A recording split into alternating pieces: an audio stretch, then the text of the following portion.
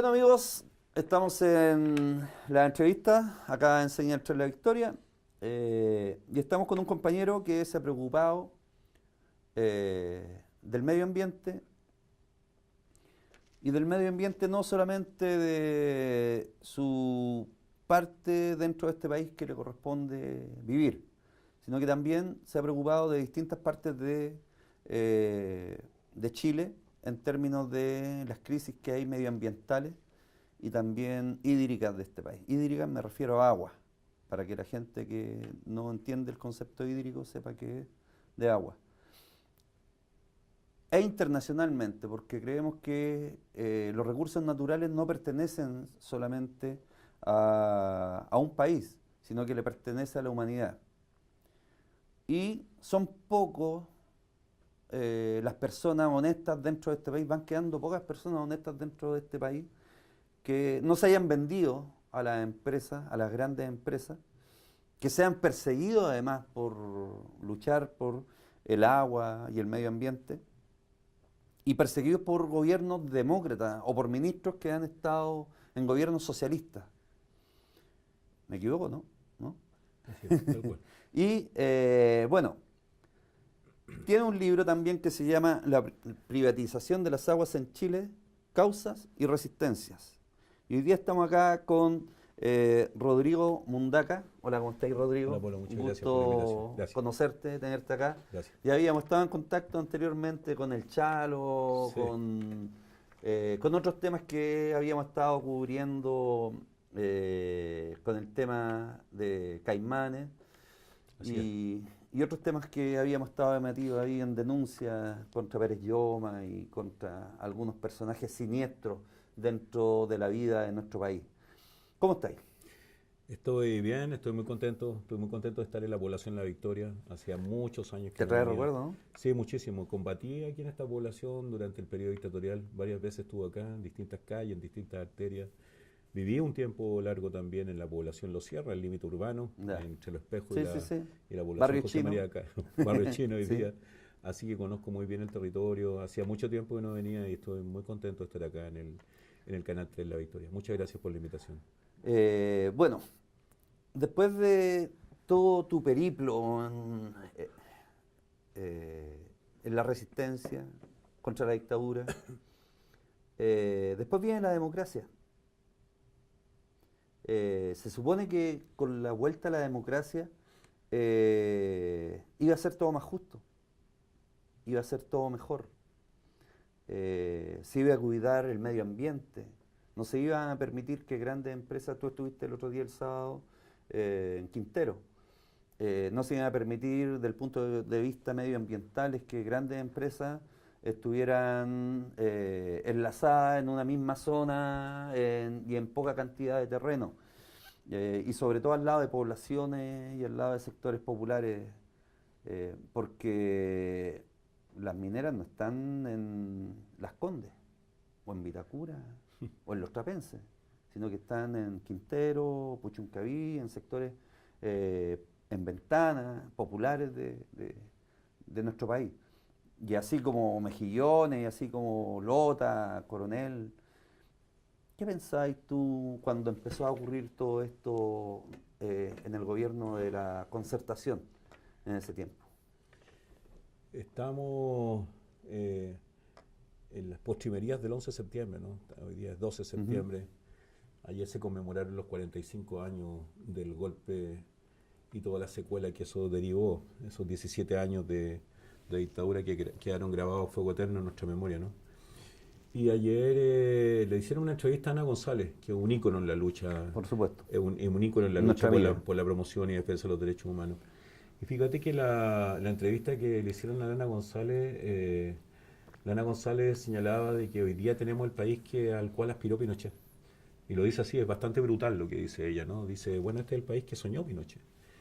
Y sin duda es que del 90 en adelante, yo creo que hay un contexto que es histórico. En la década del 70 y en parte de la década de los 80, 18 de 20 países latinoamericanos tuvieron regímenes dictatoriales. Por cierto que nosotros no fuimos la excepción.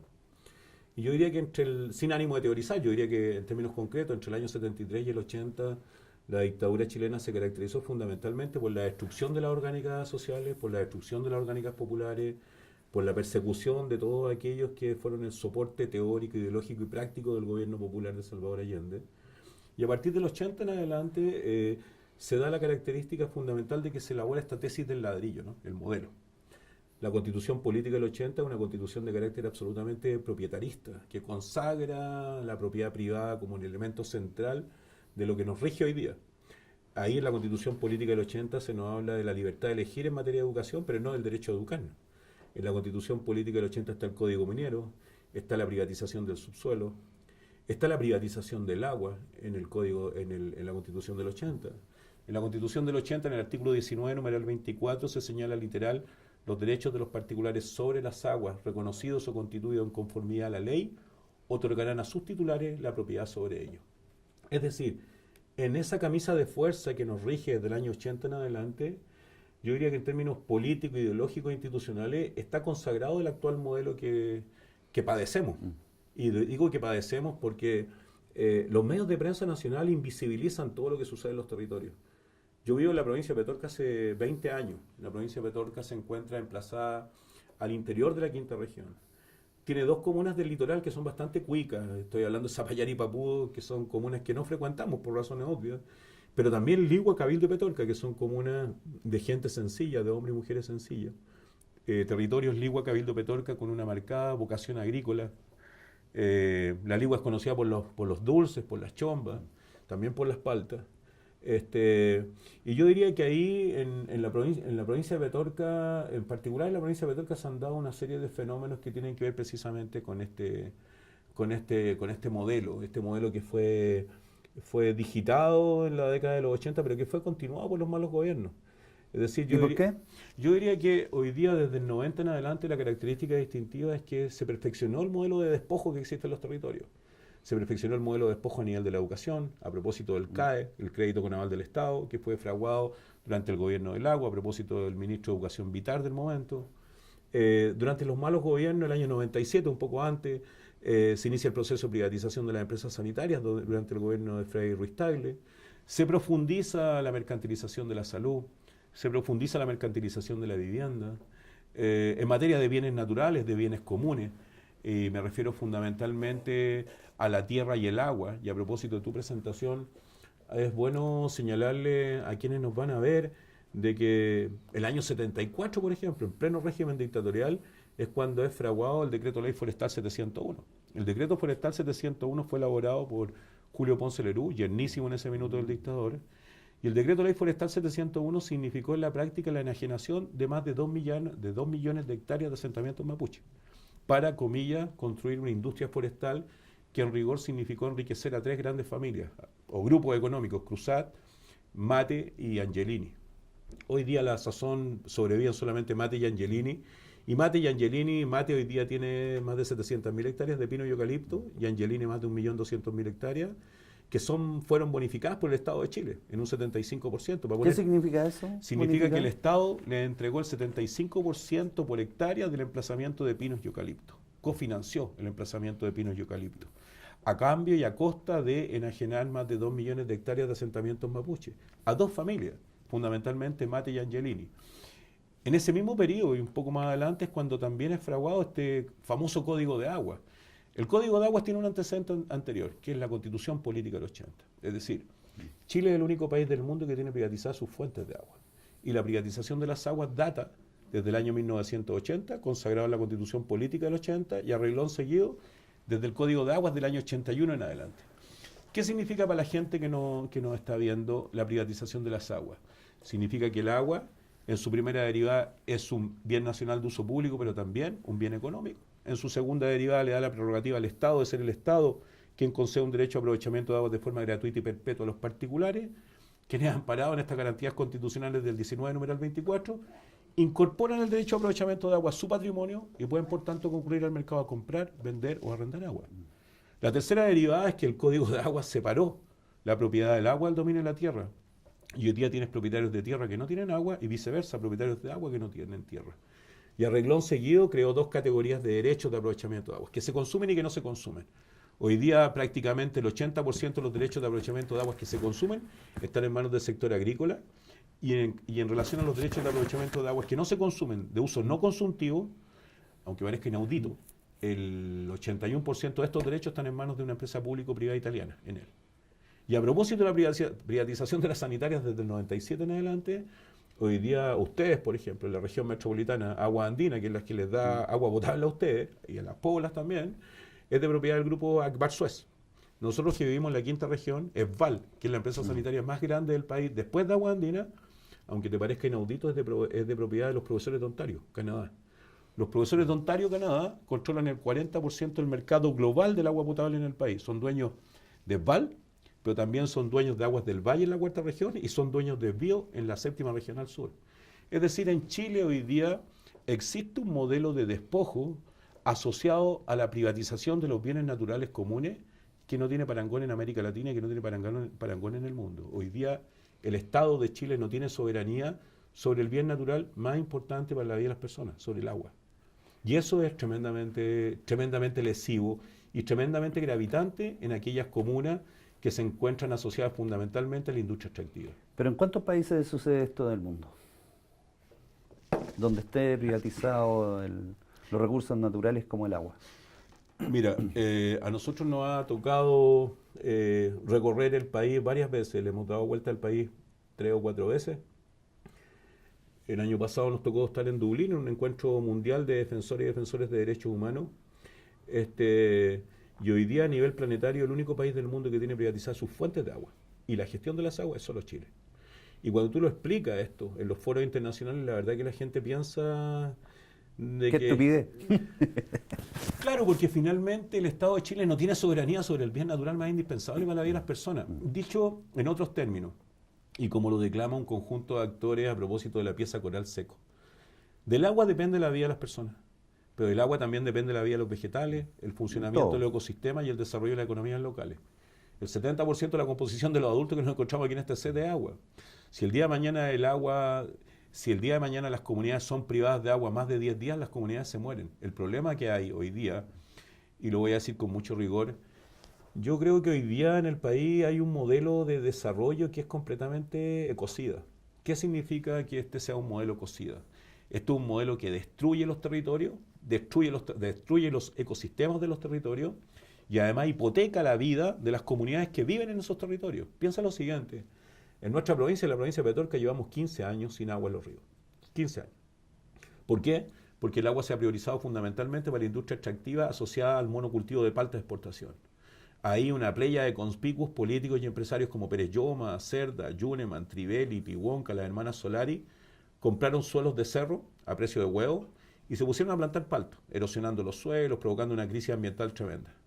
Y cuando el agua les faltó, simple y llanamente drenaron los ríos y se robaron toda el agua subterránea que existía en los ríos. ¿Qué ha pasado con nuestras comunidades? Hoy día tenéis comunidades privadas de agua en nuestro territorio que, privados de agua para sus servicios higiénicos básicos, han tenido que defecar en bolsas de plástico. Mujeres que se bañan por presa y que hoy día se encuentra absolutamente naturalizado que en comunas como en Cabildo, el 100% de la provisión de agua sea a través de camiones de aljibe. Pero la gente está feliz, yo creo, con eso. La gente llevamos mucho tiempo batallando. En la provincia de Petorca hoy día, desde hace mucho tiempo, a propósito de una misión de observación que hizo el INDH el año 2014, a propósito de publicaciones de distintas universidades, a propósito de publicaciones recientes, de marzo del 2018 del periódico The Guardian, que es el periódico más importante de Gran Bretaña, de una publicación, de un trabajo que hizo audiovisual ARD, el canal público alemán más importante, y a propósito de un trabajo que hizo Danwich, un centro de investigación periodístico danés en nuestro territorio en el 2017, la provincia de Petorca es considerada hace muchos años el epicentro nacional de la violación del derecho humano al agua. Dicho así, es considerada hace muchos años el epicentro nacional del robo de agua. En la provincia de Petorca, las denuncias en torno a la violación del derecho humano al agua datan de hace más de 15 años. Llevamos mucho tiempo batallando. Nuestra organización Modatima, el Movimiento de Defensa por el Acceso al Agua, la Tierra y la Protección del Medio Ambiente, el cual yo soy su vocero nacional, es una organización que surge al interior de la provincia de Petorca como una expresión de resistencia ante el robo de agua. Y cuando digo una expresión de resistencia, estoy hablando en esos términos, literal, una organización que surge cortando rutas, funando a los ladrones de agua, tomándose comisaría, visibilizando el conflicto del agua en nuestro territorio Y en algún minuto vamos a las causas de la privatización de las aguas y empezamos a explorar y aparece la Constitución Política del 80 fraguada en dictadura, el Código de Agua fraguado en dictadura, y comienza a aparecer toda esta playa de hueones que se conectan a los centros neurálgicos del poder para robarnos. Es decir, todos estos políticos y empresarios que se conectan a los centros neurálgicos del poder, no solamente para robar el agua, sino que para invisibilizar, para criminalizar, perseguir, censurar particularmente a hombres y mujeres que en nuestro territorio, hace mucho tiempo además, se encuentran amenazados de muerte por haber denunciado el robo de agua, han sido censurados, perseguidos hasta el día de hoy. Hasta el día de hoy. El año pasado hubo una campaña mundial impulsada por Amnistía que recolectó más de 50.000 firmas a lo largo de todo el planeta, apelando por la vida de hombres y mujeres en nuestro territorio que están amenazados por decir exactamente lo que estoy diciendo aquí en este minuto. Pero cuando decimos esto, no es que seamos un conjunto de hueones locos, dementes, sino que estamos luchando por un elemento que es esencial. Incluso lo podemos desideologizar el debate en torno a los bienes comunes y podemos hablar del sentido común. Y el sentido común indica hoy día que usted no puede vivir privado de agua. Hoy día, el sentido común indica que hoy día el agua no puede ser más importante para la industria extractiva que para las comunidades. El Pacto de Desarrollo Económico y Social. Hay una observación hecha por Naciones Unidas en el 2002 que apelaba a todos los países del mundo para hacer del agua un derecho humano. El 2010, en el marco de la Asamblea General de Naciones Unidas, a propósito de nuestros hermanos bolivianos, el gobierno de Evo Morales presentó el 28 de julio del 2010 una moción en el marco de la Asamblea General de Naciones Unidas para hacer del agua y su saneamiento un derecho humano. 122 países firmaron esa moción, incluyendo Chile. Y Chile hoy día nos ratifica lo que contrae en el ámbito internacional. Hoy día lo que vivimos en materia de bienes comunes yo creo que es dantesco, particularmente de agua, pero además es dantesco lo que sucede en todos los territorios, donde hoy día se ha priorizado el mal desarrollo en detrimento del bienestar de las comunidades. Tú planteabas lo que sucede en Puchuncaví, en Quintero, en la Bahía de Quintero. Y lo que sucede en la Bahía de Quintero es horroroso porque en la Bahía de Quintero están todos metidos. Bachelet, el 31 de diciembre del 2009, cambió el uso de suelo, un suelo que tenía una zona de amortiguamiento, lo cambia por suelo de uso industrial y el año 31 de diciembre del 2009 permite el emplazamiento de Campiche, una termoeléctrica a carbón de propiedad del grupo Asgener. ¿Qué es lo que hay hoy día en el ambiente en Puchuncaví Quintero? Hoy día hay dióxido de azufre, hay dióxido de carbono, hay anhídrido carbónico, hay metales pesados, hay níquel, hay plomo, hay arsénico. Ahí la gente se está muriendo y la gente está batallando. La gente está batallando en las calles precisamente para salvaguardar no solamente el medio ambiente, que es todo lo que nos rodea, sino que para salvar la vida de las personas. Y esto se hace también ante una pasividad de la casta política que es francamente vergonzosa, pero yo diría que también es francamente criminal. Derechamente una conducta completamente criminal, obsecuente. Yo no vi ningún diputado allá en la zona directamente involucrado en las manifestaciones. Yo quiero decir con mucha franqueza que yo caminé con una diputada al lado mío. Cuando nos internamos hacia el interior de Ventana, muy piola, de blue jeans, zapatillas, se puso al lado nuestro, marchó con nuestro lienzo, y estoy hablando de la diputada Camila Rojas, de Izquierda Libertaria, que es diputada por el otro lado, que es diputada por el sector de San Antonio, y fue la única que vi, pero también vi llegar, y que también marchó, estuvo varado ahí en el cruce de Ventana en algún minuto, al senador Latorre. Vi al senador Latorre, conversé con él, estuvimos conversando largamente ahí también, el mismo que señaló el día de ayer en varias entrevistas que le hicieron algunos medios de prensa, de que el tiranicidio estaba completamente justificado, más aún cuando el tiranicidio se intentó hacer durante un régimen dictatorial, y nos parece que esa declaración es bastante decente, y su conducta también fue bastante decente en Ventana, y hay que decirlo con franqueza. Nosotros estamos acá en Santiago. En Santiago la gente ve la cordillera y la ve en invierno con nieve, con harta... qué bueno que nevó, vamos a tener harta agua para el verano. ¿Y qué pasa con Alto Maipo? La otra vez yo iba a las termas del Flaco. No sé si tú has ido a las termas del Flaco. Bien, sí. Entonces, de repente iba en el auto a las termas del Flaco y de repente bajaban de la minera unos tubos grandes y tú veías el río abajo y hasta donde empezaba la descarga de los tubos veíais café. Y y el agua que venía de la cordillera, la veíais y el agua era clarita.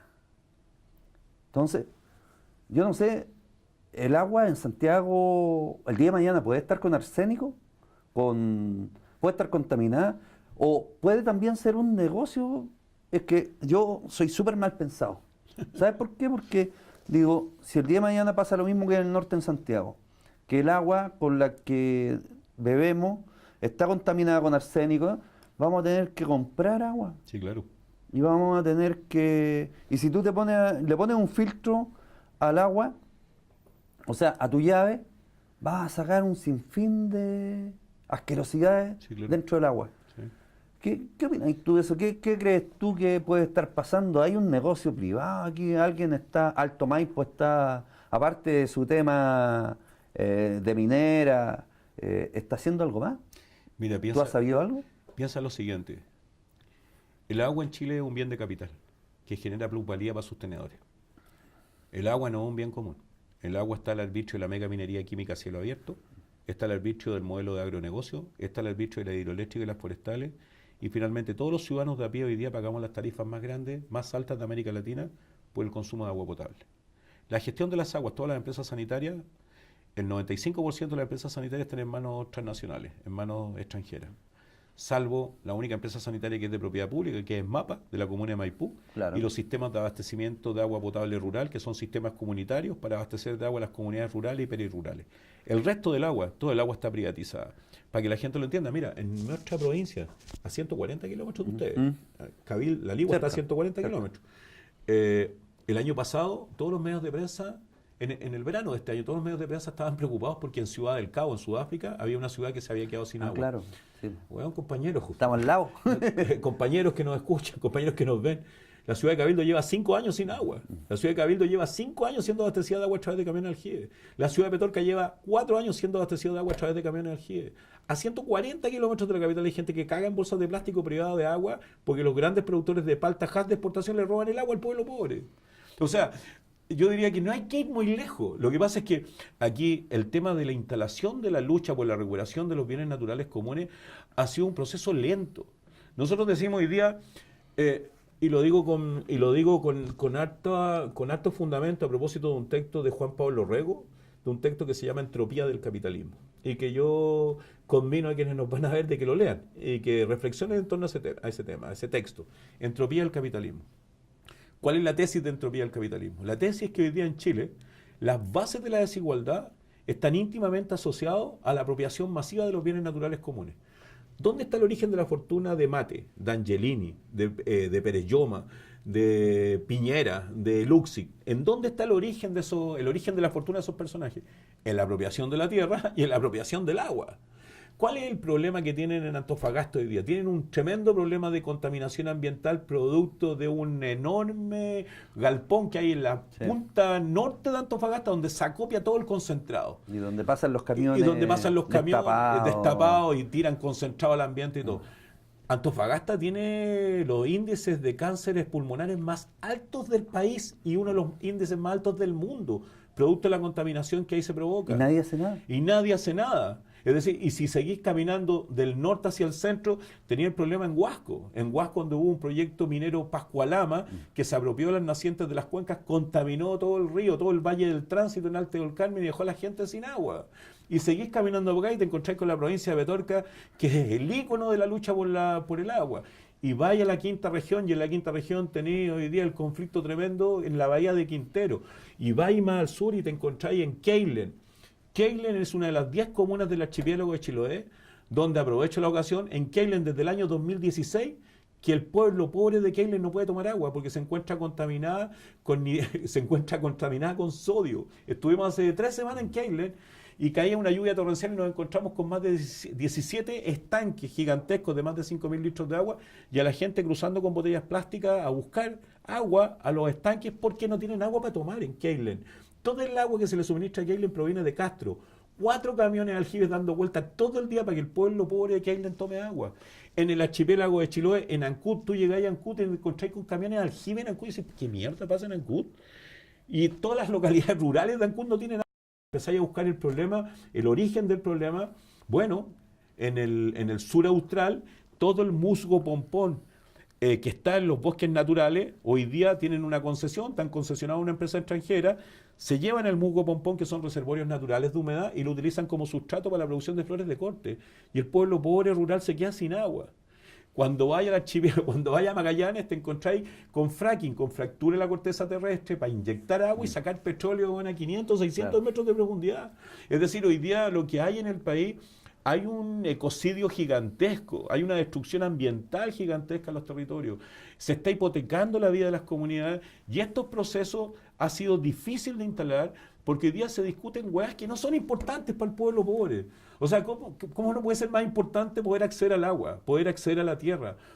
Esa constitución de mierda que fue fraguada en dictadura, que dice en un artículo X, que dice que todo el pueblo tiene derecho a vivir en un medio ambiente libre de contaminación, se lo han pasado por la raja durante todo este tiempo. Desde el 90 en adelante, ¿qué han hecho con el pueblo pobre? 18 años. 18 años lo han despojado de bienes naturales esenciales y donde están coludidos todos, donde los malos gobiernos de las dos derechas hoy día, ¿qué es lo que han hecho? Han lucrado con bienes esenciales. Oye, hasta hace poco, hasta marzo del 2018, Andrés Saldívar era presidente del Senado. Y hay que decirlo con rigor. Andrés Saldívar, presidente del Senado, entre el año 2006 y el año 2010, antes de entrar al Senado, hizo seguimiento parlamentario a iniciativas relacionadas con agua para Agua Andina. Y le pagaban un canon mensual de 3,5 millones de pesos para que hiciera seguimiento parlamentario. ¿Tú crees que el chico cuando estuvo en el Senado tuvo alguna vocación para legislar en torno a hacer del agua un bien común? No. Jamás.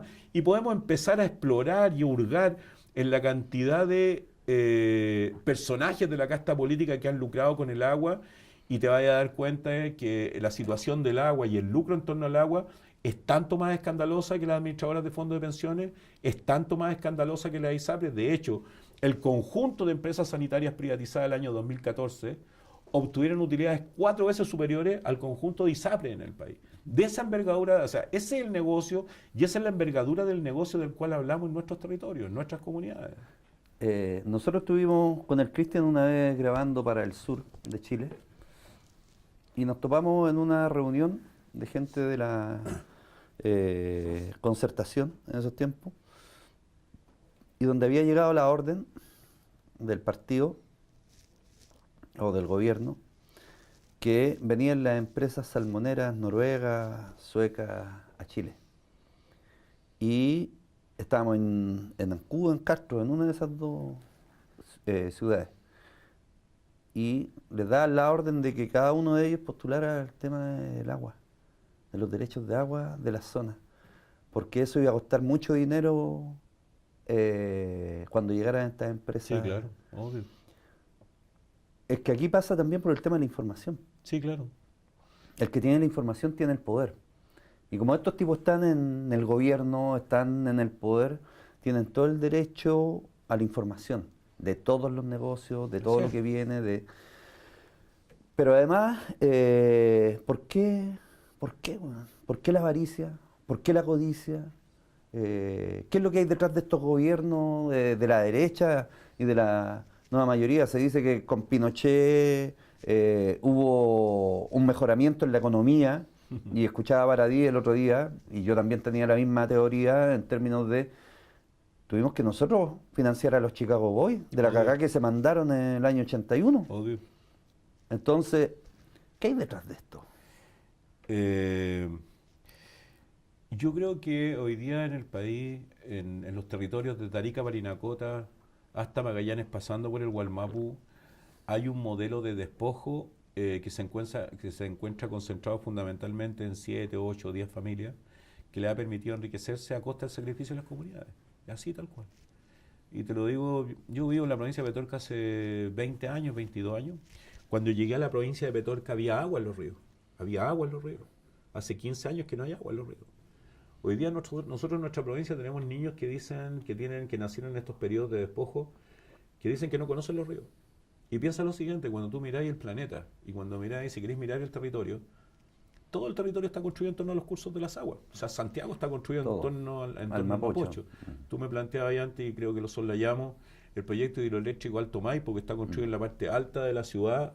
Es un proyecto que teóricamente e inicialmente tenía por finalidad inyectarle energía al sistema interconectado central para la minera Los Pelambres. O sea, primero, teóricamente, iba a inyectar energía al sistema interconectado central. Después nos dimos cuenta que el proyecto tenía por finalidad satisfacer la demanda energética de la minera Los Pelambres en la cuarta región.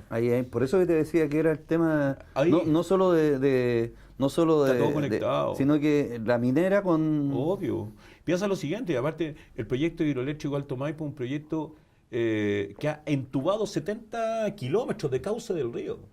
Cuando ustedes se han quedado sin agua, aquí en los meses, iniciándose el otoño, se han quedado sin agua en los meses de marzo, abril, cuando se inundó estas weas de estos moles grandes, pues yo no soy habitual de los moles, entonces no, pero cuando se inundaron estos moles, se llenó toda de agua con sedimento. La respuesta a la agua con sedimento tenía que ver precisamente con la remoción de materiales en el proyecto hidroeléctrico Alto Maipo. ¿Y cuánto tiempo se han hecho los giles ahí?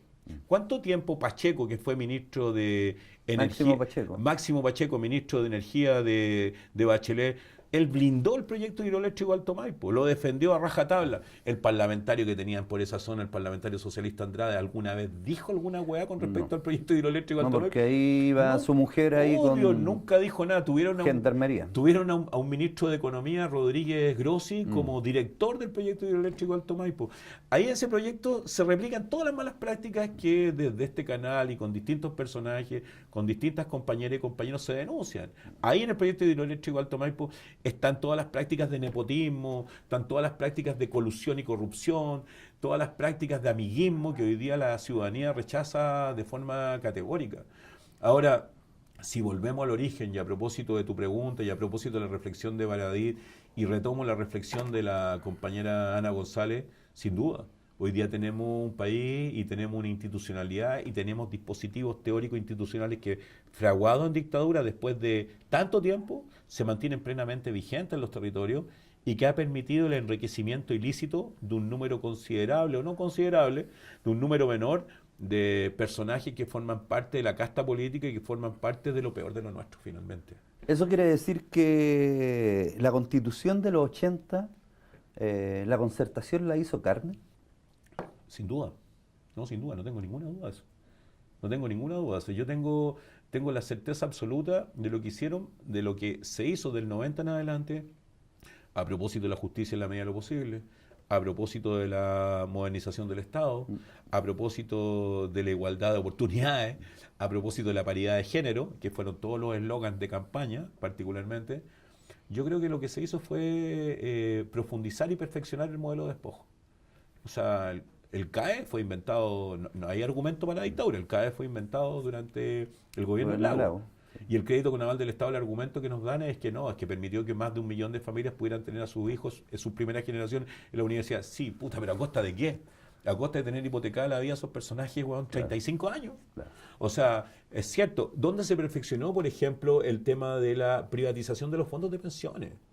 O sea, toda esta enorme batalla que ha dado Mesina y el movimiento No Más AFP, ¿no es legítimo hoy día que los fondos de pensiones deberían estar al arbitrio de los trabajadores? ¿No es legítimo que sean los trabajadores los que deberían administrar sus fondos de pensiones? No financiando la economía norteamericana. O sea, los fondos de pensiones están transformados en capitales golondrinas que salen al exterior, obtienen utilidades, vuelven al interior y le dan pinche salario a los administradores, permiten de que las administradoras de los fondos de pensiones sean carruseles permanentes a la casta política que está en el gobierno, sale del gobierno, sale a la AFP, sale a la ISAPRE, sale a la sanitaria. La verdad que claramente estos malos gobiernos lo que hicieron fue perfeccionar el modelo de despojo. Y yo creo que eso es una vergüenza. Pero no solamente perfeccionar el modelo de despojo, Polo. Yo creo que este es el momento también de decirlo. Yo creo que además perfeccionaron el modelo de criminalización, de persecución y de censura con las y los que luchan en los territorios. Y digo con las y los que luchan en los territorios porque, mira, el año... ¿Tú has sido perseguido? Sí, claro. A principios de agosto de este año, en los primeros días de agosto, me tocó estar en Lima con Michel Force. Michel Force es el relator especial de Naciones Unidas para las y los defensores de derechos humanos en riesgo. El informe de Michel Force en el marco de la Asamblea General de Naciones Unidas del año 2017 señaló que en el planeta fueron asesinados 312 hombres y mujeres defensores de los derechos humanos ambientales. ¿Qué son los derechos humanos ambientales para la gente que nos escuche y que nos ve? Los derechos humanos ambientales son aquellos derechos humanos que se encuentran relacionados con el acceso al agua, la tierra, el aire, la flora y la fauna. En el planeta fueron asesinados 312 defensores de derechos humanos ambientales y territoriales el año 2017. De esos 312, 212 fueron asesinados en América Latina. 212 fueron asesinados en América Latina por defender el agua y la tierra. Y un poco más atrás, y es lógico y justo también decirlo aquí en el Canal 3 La Victoria. Berta Cáceres, una lideresa del pueblo lenca, hondureña. El año 2015 a Berta Cáceres le otorgaron el premio Nobel Verde, el premio Goldman, en San Francisco, en Estados Unidos. A Berta Cáceres, el 3 de marzo del 2016, 2 sicarios entraron a su casa y la asesinaron, porque defendía el agua y la tierra en su comunidad. El mismo año, el año 2016, en el mes de agosto del 2016, a la Lamien Macarena Valdés, en la comunidad de Nehuentranguil, apareció colgada durante el gobierno de Bachelet. Teniendo 2 hijos. Teniendo tus hijos, teniendo Claro. preparado el almuerzo, teniendo el bolso preparado para llevar la guagua al médico, al Claro. control sano, etcétera. Y se demostró a propósito de la autopsia que le hizo el tanatólogo Rabanal el año 2017 que a Macarena Valdés la habían colgado. Que fue el mismo tanatólogo que dijo que a Salvador Allende lo habían El asesinado. mismo, exactamente el mismo. O sea, es un tipo bastante Preparado y estudioso. Y él señaló de que a Macarena Valdés la habían estrangulado y posteriormente la habían colgado por defender la tierra, por defender el agua. ¿Por qué digo esto? Digo esto porque esa práctica que de repente tú la ves tan lejana en Brasil y Colombia, que son los países que exhiben los mayores índices de asesinato de defensores y defensores de derechos humanos ambientales. Esa práctica que Se uno de está repente trasladando. está absolutamente instalada en nuestros territorios. Está absolutamente instalada en nuestros territorios. En el caso particular, hablamos re poco de esto, pero nosotros el año 2012 dijimos cosas muy parecidas a las que estamos diciendo acá en el Canal 3 La Victoria, después de tantos años, y denunciamos a Pérez Lloma, entre otros, como uno de los responsables del robo de agua en nuestro territorio, cuando era ministro del Interior de Bachelet. Eso nos significó, entre los 2012 y 2014, 24 comparecencias a 4 tribunales distintos, porque nos armaron 4 juicios. Nos armaron un juicio en La Ligua, por lo que dijimos en una plaza con un altavoz. Después nos armaron un juicio en Santiago, en una entrevista que nos hizo Mochati. Nos armaron un juicio en Quillota por un medio de prensa que nos entrevistó. Y el 2013, el 3 de julio del 2013, el programa En la Mira de Chilevisión dio un reportaje que se llamó La Guerra por el Agua. Sí, sí me acuerdo. Y en la noche Sí, lo vi. me entrevistaron en el programa Trasnoche en la radio Bio Bio. Yo estaba con algunos copetes en el cuerpo y me puse a hablar de más, hablé mucho. y a los 3 días me llegó una citación a los tribunales de Concepción porque la radio Bio Bio tenía Sí, domicilio comercial sí, en Concepción. Finalmente terminamos condenados. Y terminamos condenados por decir que Pérez Lloma robaba agua, con todas las pruebas a la ¿Y vista. qué significa eso? ¿Terminar condenado? Significó 61 días de cárcel que se conmutaron por firma mensual durante un año, una multa que pagamos con una campaña nacional que se llamó Sácate un peso de encima, y nos llegaron monedas de a peso desde Arica hasta Magallanes y fuimos con botellas de plástico con monedas de peso a pagar la multa al Banco de Luxig, al Banco Chile. Ya.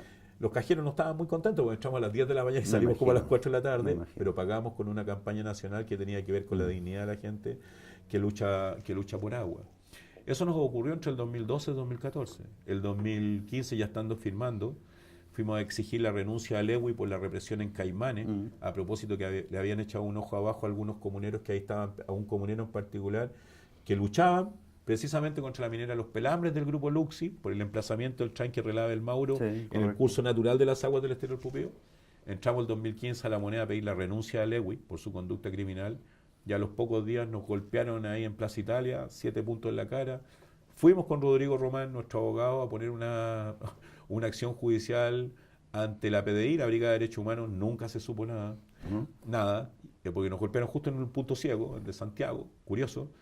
Y desde el año 2017, después de los reportajes internacionales que han denunciado el robo de agua y la violación del derecho humano al agua en nuestra provincia, estamos con amenazas de muerte. No solamente quien habla, sino también la Verónica Vilche, que es presidenta de un sistema comunitario de agua en Cabildo. La Carolina Vilche, en la parte alta de Petorca. La señora Zoila, que es una comunera que vive también en un sector que se llama La Ñipa. Varios hombres y mujeres de nuestro territorio están amenazados de muerte.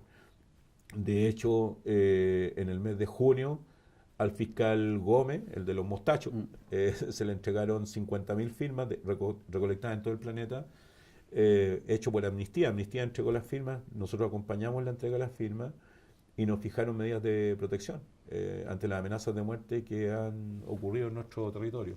Obviamente, y lo digo con poco respeto, no queríamos un Paco en la puerta de nuestras casas, pero sí estamos articulados los planes cuadrantes y todo este otro tipo de cosas que la verdad que en la práctica en los territorios sirven re poco.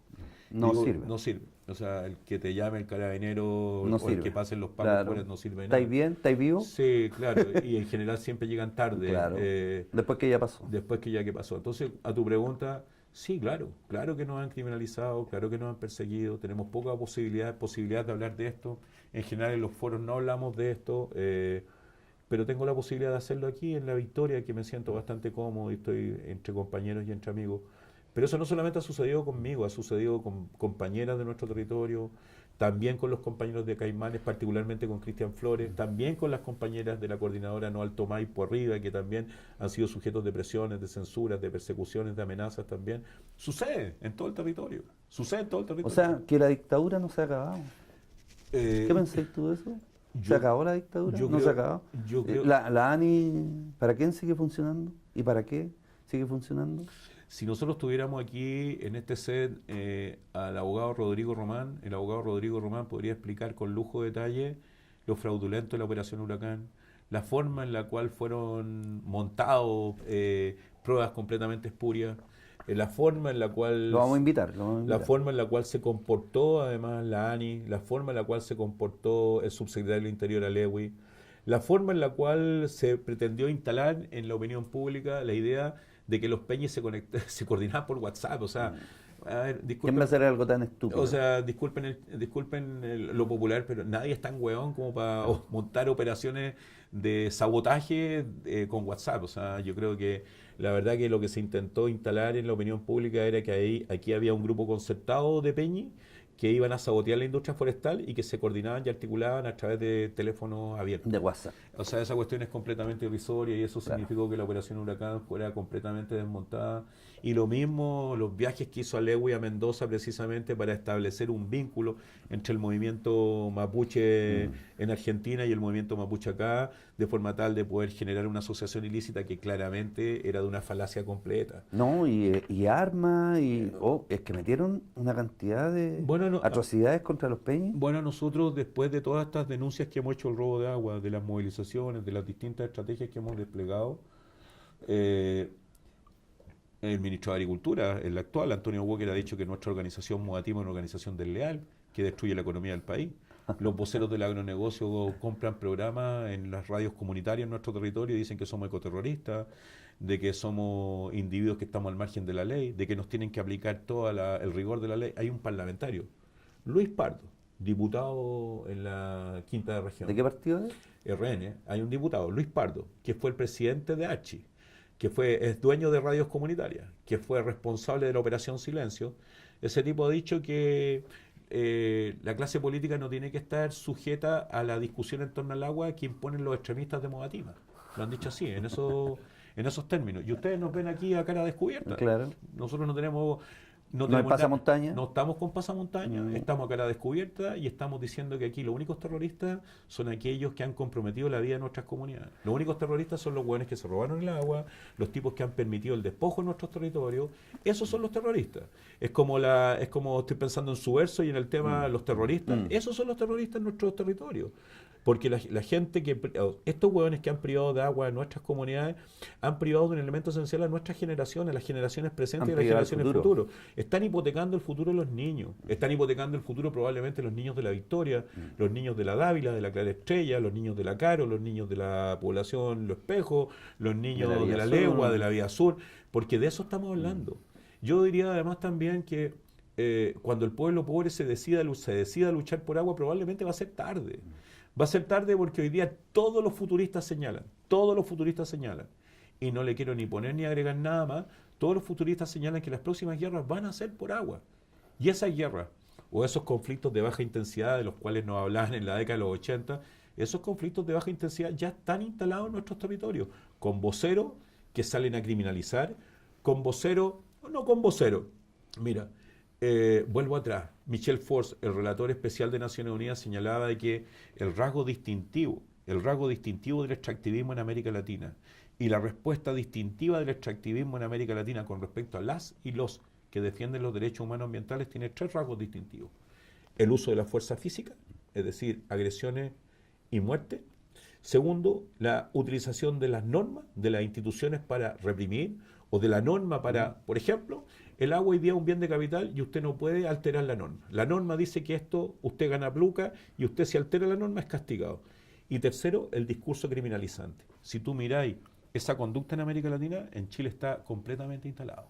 El uso de la fuerza física para reprimir, el uso de la norma para reprimir y el uso del discurso criminalizante que particularmente este gobierno está empleando desde el primer día de su instalación. ¿Y qué pasa con los jueces? ¿Qué pasa con los jueces en Chile? Porque se supone que la justicia es para hacer justicia. Se supone que los jueces, si ven un caso entre una persona muy rica y una persona que está luchando por el agua, el juez tiene que hacer justicia. Y no porque este señor tenga 1.000 millones y esta otra persona gane el sueldo mínimo, el juez tiene que hacer justicia. ¿Qué opinas tú de la clase de los jueces que tenemos hoy en día en este país? Definitivamente nos vamos a meter problemas en esta entrevista, nos vamos a meter en problemas de verdad, problemas reales. Mira, voy a decir algo así medio, como que no tiene mucho, como medio rock and rollesco, ¿no?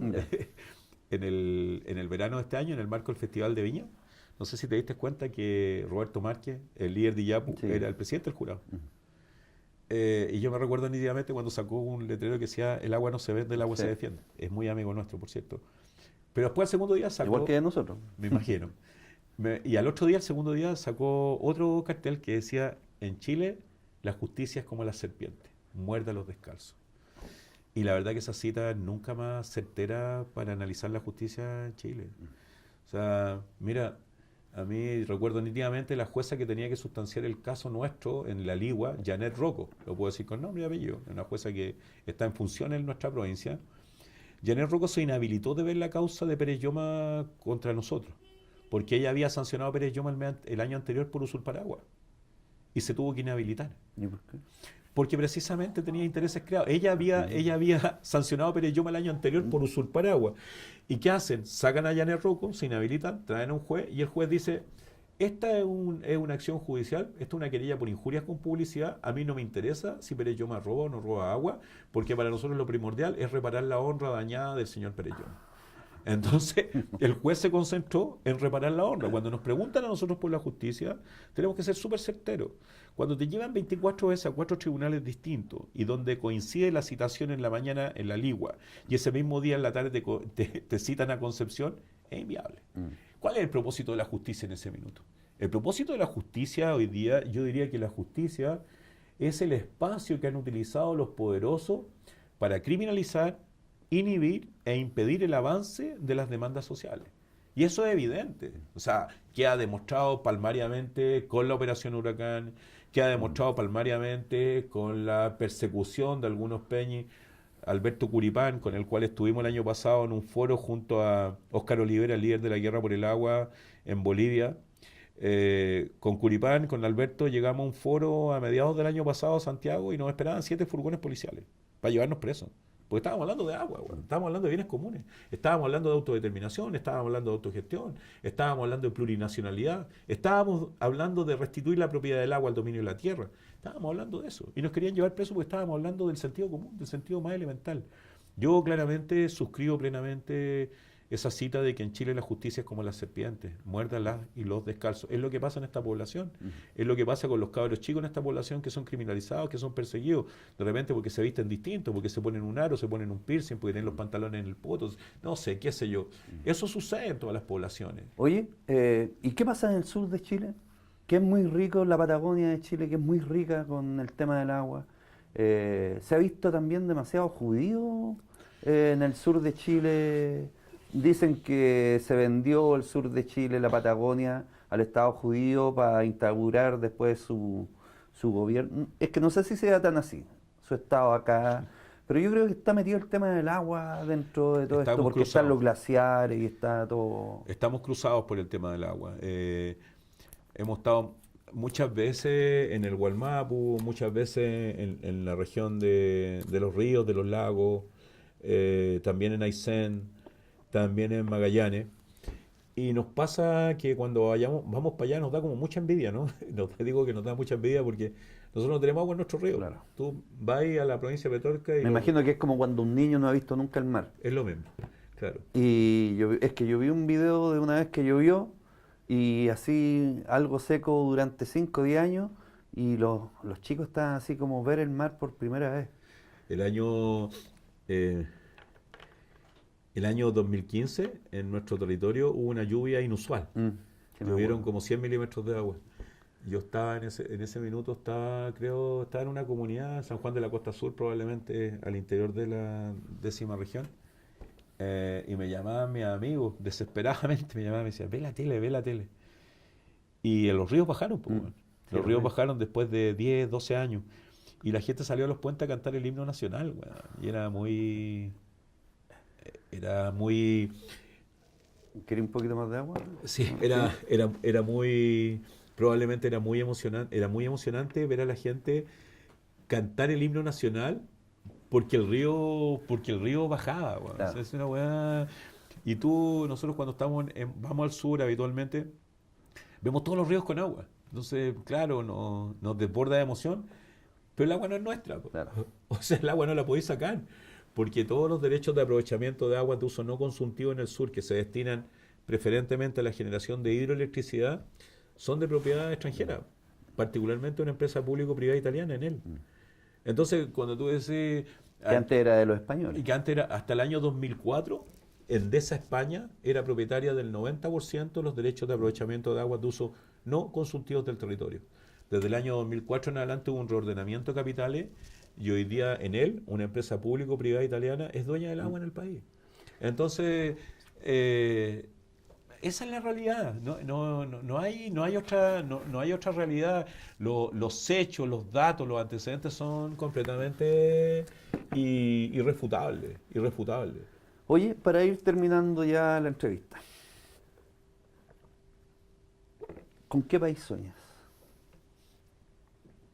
Tú que vienes de la lucha contra la dictadura, de la lucha contra la explotación del medio ambiente, El despojo, el el despojo despojo. del pueblo pobre, Sí, el porque despojo del esto no pueblo es pobre. el despojo a la clase política, sino Sí, que a la clase obrera, a la clase trabajadora, el que ha sido despojo. Sí. perseguido, que has visto que no ha habido justicia tampoco de parte de los jueces de este país.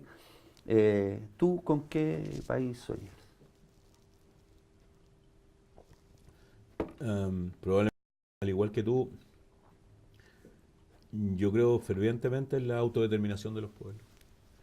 Eh, Creo que una nación pobre y pequeña no tiene por qué depender de una rica y poderosa, que son las tesis del determinismo geográfico, ¿no? Que hablan del fatalismo geográfico, del determinismo.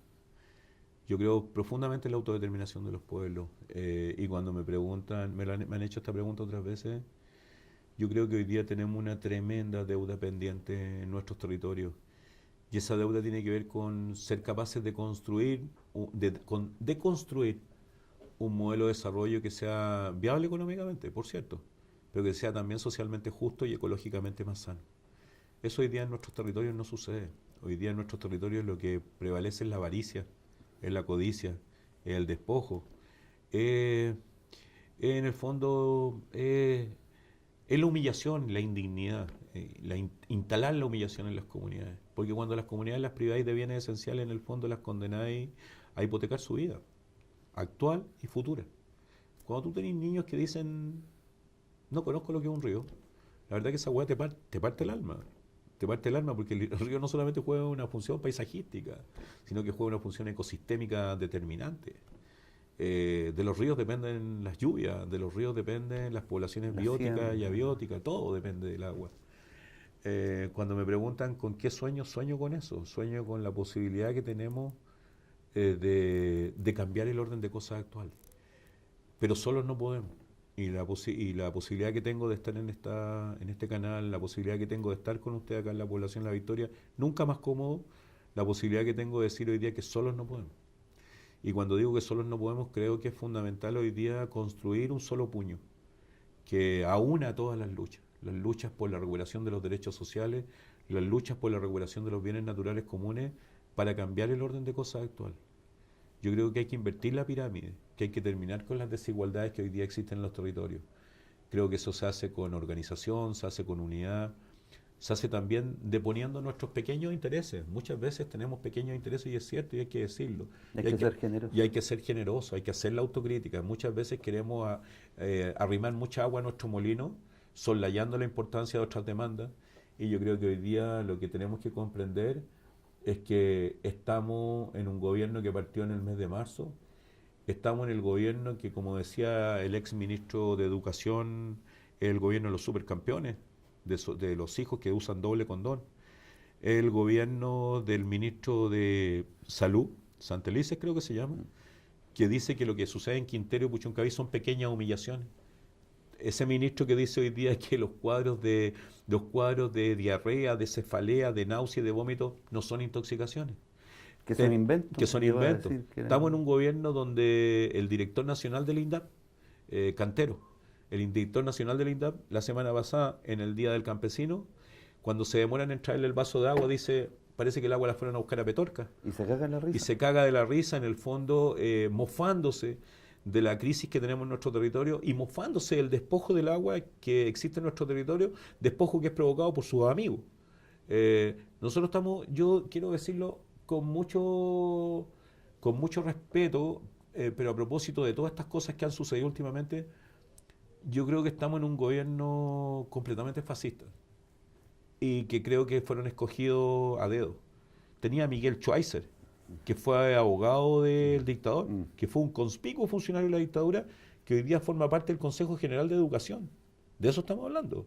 O sea, estamos hablando hoy día de personajes que forman parte de este gobierno, que son personajes que están completamente identificados como soporte teórico, ideológico, institucional, político, económico de la dictadura fascista y que hoy día están gobernando. O sea, cuando un ministro de salud le dice a las comunidades de Quintero y Puchuncaví que no hay que preocuparse porque estas son pequeñas humillaciones, la verdad es que nosotros no tenemos ninguna otra alternativa que no sea agarrarlo a patar la raja.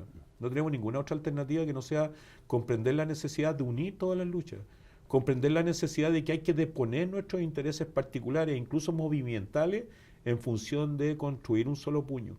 Eso, como tú bien lo decías, y yo me imagino que es la experiencia de ustedes acá en el territorio, requiere de generosidad, claro que requiere de generosidad.